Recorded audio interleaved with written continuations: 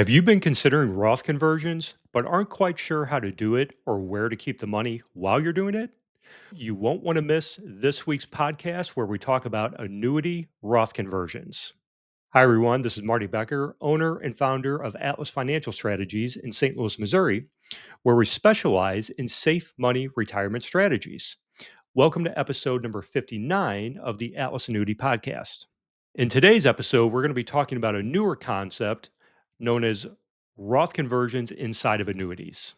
So, when you open an IRA or a 401 or a SEP or a 457, a TSP, whatever series of numbers and letters you can think of, that is known as qualified money, meaning you put it in the account without paying taxes on it. Now, whenever it comes out, you will owe full income taxes on that withdrawal. And the government is always going to get their money somehow. That's why they put the RMD rule on these type of accounts that will force you to start withdrawing it at the age of 73. So if you have a bunch of money sitting inside of a qualified account, then Roth conversions could be a good idea for you to consider. Now, in the middle of 2024, an interesting concept was released where annuity companies, and only a handful of them, were allowing people to set up annuities and do something called an internal Roth conversion. So, again, there was only a handful of companies that were offering this. And then there was only one or two products that they were allowing you to do it with. Now, here we are in early 2025, and there's still only a handful of companies that allow it. But now they've opened it up to all their annuity offerings, including income annuities. So, how does this process work? This is a nice visual depiction of it, but basically, you would set up an annuity using qualified money, like a traditional IRA. As time goes on, you can start doing conversions of that money, and then it goes into what's called a mirrored policy. So, again, this is just an example of $100,000 being systematically moved over a 5-year period to a Roth annuity. And at that point, all of the money inside of it, plus all of the growth, is tax free. So, how does this process actually go down? So, again, first we would set up an annuity using a tax deferred account. We would then request a Roth conversion. What happens is the annuity company establishes a mirrored policy under the code of a Roth IRA.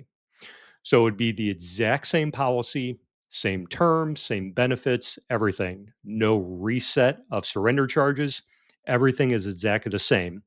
And you would just get, let's say your policy number is 1234. Now you would have a second policy, which would just be 1234 R or something like that. At that point, once the conversion has been requested, taxes are going to be owed. Okay. So you can either pay them out of pocket, or some companies will even offer to hold on to the tax liability and they will send it to the state or the Fed, satisfy those requirements. Okay. Now, one thing to keep in mind is there's going to be less money going into the Roth annuity at that point if you don't pay the taxes from another source. So again, personally, I would think it would be beneficial to pay it out of pocket or from another source somewhere else because less money is going to be going into the Roth annuity. But then again, all of that money coming out is tax free. And this is why I'm always going to recommend that you talk with your personal tax preparer before you make any decision doing this. So you can do it in one full conversion. I'll mention that. You can do partial conversions, or you can just do systematic conversions over a period of time. Now, one thing to keep in mind is when you have an annuity, you have that provision of a 10% penalty free withdrawal. If the amount of taxes owed exceeds that 10% penalty free withdrawal, you're going to be assessed part of that surrender charge. Okay. So, for instance, if you have a $300,000 annuity and the conversion you're looking to accomplish causes more than a $30,000 tax bill that they're going to send themselves to the IRS or to the state, you're going to be penalized for that. So you got to keep that in mind. And again, this is why it's just a good idea if you're considering this to pay the taxes from another source. Now, here's an interesting thing is a client actually asked me this. For the income products, what happens if you do not complete all of the conversions by the time you want to activate the income? You can activate both policies at that point, and again, all the benefits would be exactly the same. Just one of the incomes would be tax free, the other income would be taxable. The other question she asked, which was a great question, and I verified with the annuity carrier, can we just activate one and leave the other one to sit and continue to compound with any benefits that are still applicable? And the answer is yes, you can activate just one. The only caveat is you can no longer complete any future Roth conversions. So the rules are still the same rules as any other Roth IRA that you may have or are considering opening. So you will not be penalized the 10% early withdrawal amount by the IRS if you're under the age of 59 and a half and you're just doing a conversion. Okay, so there is no penalty for that. This is where it gets a little murky. If the Roth is less than 5 years old, you could be assessed a 10% penalty on any of the earnings above the initial amount of the money that you put into it. For example, if you put $100,000 into the Roth and withdraw over $100,000 before you hit the 5 year mark of the origination date, then you could pay a 10% penalty on anything above and beyond the total withdrawals of the initial $100,000. That's what they call the cost basis. Here's another caveat: each separate Roth conversion has a new 5 year time clock put on it, unless you're over the age 59 and a half years old. So then it's a moot point.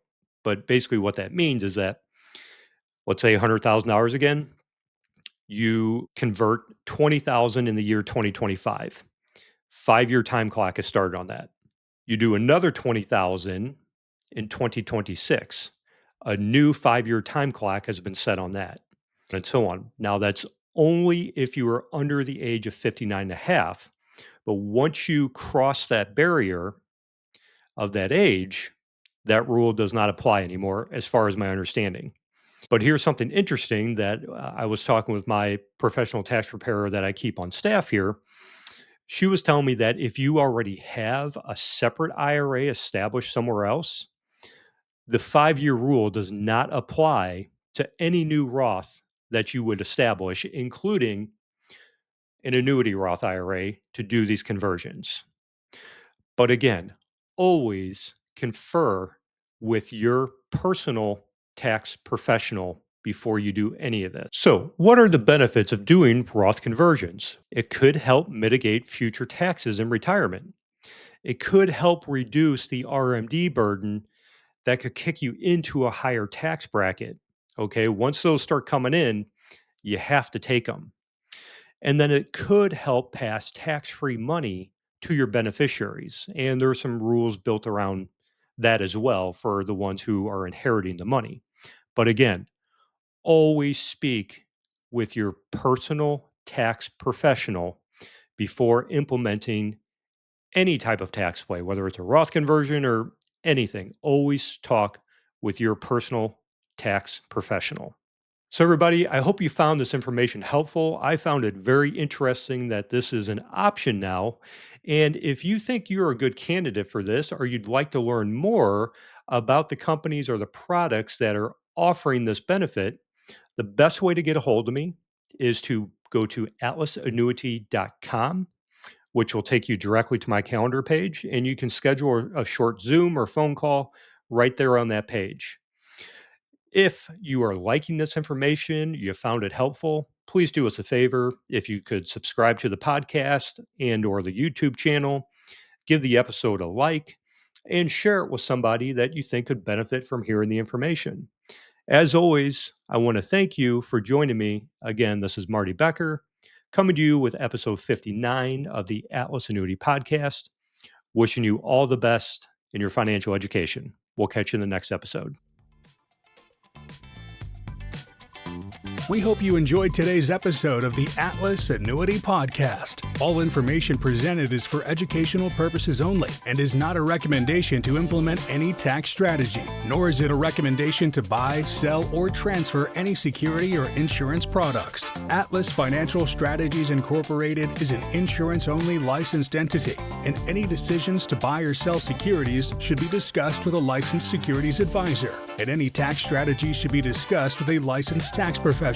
Past performance of any strategies or products mentioned are not a guarantee of future returns. For any other questions or concerns, please go to www.atlasannuity.com.